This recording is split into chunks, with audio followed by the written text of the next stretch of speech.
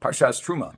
This week's Parsha begins by describing the collection efforts, fundraising and others, of Moses, when he collects various materials and precious metals for the building of the Mishkan, of the tabernacle. And the Torah describes first of all, the commandment to build the tabernacle, and also there is the contents, the structure itself, and the context. The structure is made of karashim, of boards. Those are described. The klei hamishkan, the vessels that are in the Mishkan. You have the Aron ha'edus, the Ark of the Testimony, which is in the Kodesh HaKadoshim, which is in the Holy of Holies, and you have, at least described in this week's parsha, the menorah and the shulchan, the candelabra that was lit in the Mishkan tabernacle and later in the Beis Hamikdash, and you have the shulchan, the table which was in the Mishkan. And for all of those, kelim, the vessels and the various parts, the connecting parts, the poles with which they were carried, there is a word that shows up, that recurs, and that is ve'asisa, and you shall make. And that makes sense because the Torah is recording Hashem's command to Moshe. So Moshe is the representative and the leader of all of Israel. And Hashem is speaking to Moshe, and he says, ve'asisa, you make this singular. You shall make this, you shall make this. V'tzipisa, and you will cover it. And the Aron, however, the verb is stated in plural. It says ve'asu Aron atzei shitim. This is Perek Chavei Pasuk Yud 25:10. It says they shall make an Aron. We'll call it an ark right now. We'll talk about it a little bit later, God willing.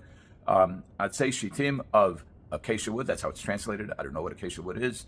The chetzi amosayim v'chetzi orko, 2.5 cubits wide.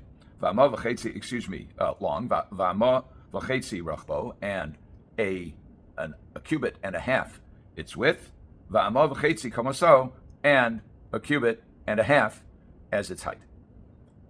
So we have fractional units, and we have the plural here. What is going on? Fractional units are exceptional because all of the other measurements in describing both the building materials of the Mishkan itself and of the vessels that were in the Mishkan are measured in whole units, and the Aron has no whole units at all. It's either 1.5 or 2.5 amos. So what's with the plural, and what's with the partial units? So the Medrash in Medrash Rabbah says that it's written in plural so that everyone will participate in the building of the Aron.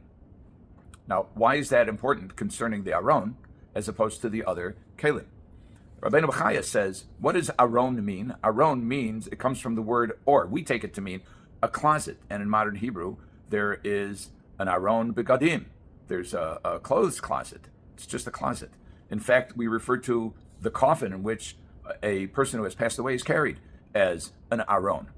But he says that is all modeled after he implies that it's all modeled after the Aron ha'edus, the Ark of the Testimony. And that is Aron. It shares the root word or, light. It's a light box. Why is it a light box? It's a light box because what did the Aron contain? What was in the Aron? It was the luchos, the tablets that Hashem gave Moshe, actually, the Shivrei Luchos as well. The first tablets that Moshe broke, the pieces are in the Aron, and the luchos themselves, the tablets themselves. And they are the tablets of the Torah. Ner, mitzvah, v'torah, or. The candle is the mitzvah, and Torah is the light. Torah is referred to light regularly, and it illuminates, v'hayar einenu b'sarasecha, enlighten our eyes with your Torah. All over, the Torah refers to the Torah as light. So the Aron is called an Aron because it contains the light, which is the Torah. It's also called Aron ha'edus, the Ark of the Testimony. What is the edus? The edus is either the testimony that Hashem revealed his will to the children of Israel and gave them the record of his will, which is the Torah and the Luchos, or it's also a testimony that Hashem reconciled with the children of Israel after they committed the sin of the Chet HaEgel, of the golden calf. But in any event, the Aron carries the Torah.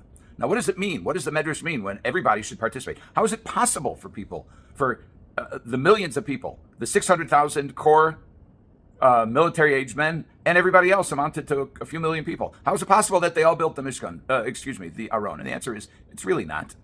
And the Ramban addresses this, and he says that there are three ways that you can help build the Aron. You can contribute money or material. You can actually, with your hands, help B'tzalel, who was the craftsman who fashioned it, or you can have the right kavanah. What's the right kavanah? He doesn't explain, but people who try to understand the Ramban suggest that if people simply allow themselves to feel the desire to build the Aron, then that is participation. So that's the Ramban explaining the Medrash. There's another explanation. The Hachaim says that it's not possible for any one person to fulfill the entire Torah. Why? Because there are certain mitzvahs that apply only to Kohanim. There's certain that apply only to Leviim. Some to the priests, some to Leviim, some to Yisrael, some to women, some exclusively to men, some to poor people, some to rich people. It's not possible for one person to fill every aspect. But when Klal Yisrael, when the community of Israel combines together in their service of God and in their following of the Torah, then they can collectively perform the mitzvahs and fulfill the Torah. The Tz'ror Hamor suggests that there's something that doesn't simply refer to the construction of the Aron itself, but to what the Aron contains, and that is the Torah, as we discussed. And he said it's there to give us a message that everyone has access to the Torah, everyone can be enriched by the Torah at whatever level you are, whether you're somebody who has had years, maybe decades of yeshiva education, or you don't even know Aleph Beis. There is plenty that's available to every single person on his level, and it is accessible to all, and everyone ought to participate. And when one does, the Gemara describes an individual who becomes enriched through the Torah, that he himself becomes an Aron ha'idus. Every individual has the capability of becoming a container of Torah. We mentioned that only partial units are used in the construction of the measure of the Aron, and the commentaries explain that, based on Medrash as well, that this is a message that for someone to truly acquire Torah, he cannot consider himself complete, either in his personal development or in his knowledge. He must always see himself as having much more area to cover. And so he hasn't reached the complete measure of what a person can do. I remember my Rabbi, Rav Ahron Soloveichik, said to me, I heard him say it many times, that the concept of Ezehu Ashir Hasameach B'chalko, who is the truly rich person? It's the person who is happy with what he has, satisfied with his lot. And Rabbi Soloveichik said that applies only to Dvarim Gashmim. That only applies to material aspirations, not to spiritual aspirations. For spiritual aspirations, a person should always say, as the Gemara says, Masai yogiu ma'asai lama'asei avosai. When will my acts reach the level of those of my ancestors? In other words, a person should always strive for more when it comes to spiritual pursuits, when it comes to Torah. Should never be satisfied with what he has. Finally, and this is in the next verse, which is in Pasuk Yud Aleph, which is verse 11, the construction of the Aron was of an outer layer of gold, a middle layer of wood, and an inner layer of gold. Why the wood? Gold. And why an outer layer and an inner layer? So again, my Rebbe, Rav Ahron Soloveichik, says that the wood represents the vitality of Torah. Eitz chayim hi lamachazikim ba. The Torah is a tree of life for those who grab onto it.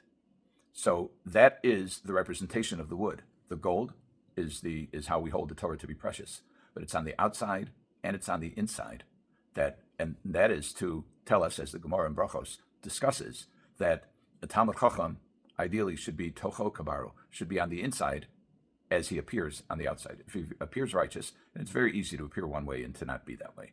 The world is filled with people who are putting on a show, and the call for a Talmud Chacham is to be, in today's jargon, to be transparent, is to be as wholesome on the inside as he is on the outside.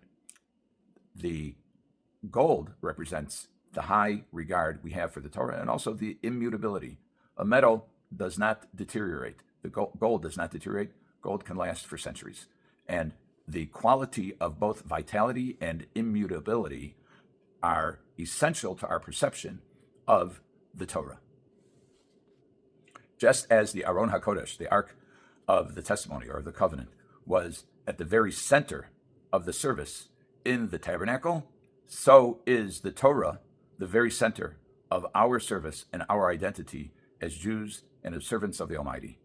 The more we learn Torah, the better we are the better we can be in fulfilling the will of God, and the better we are as Jews and as human beings. Have a good Shabbos.